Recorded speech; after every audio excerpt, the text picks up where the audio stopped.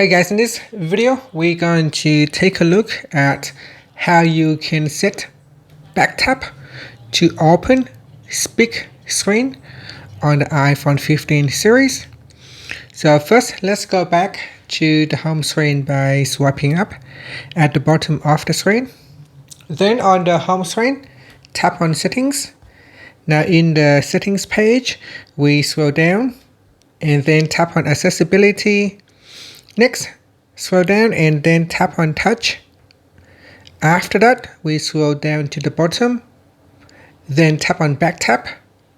Now in here, you could choose to use double tap or triple tap. I'm going to select double tap, and then we scroll down to the accessibility section. And in here, tap on speak screen. After that, swipe up to go back to the home screen.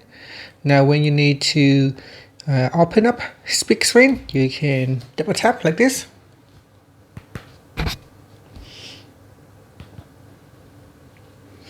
And this should open up the speak screen. If it does not, then try to tap it again. And that's it. And that is how you can set back tap to open speak screen on the iPhone 15 series. And that's it. Finally, you can swipe up to go back to the home screen.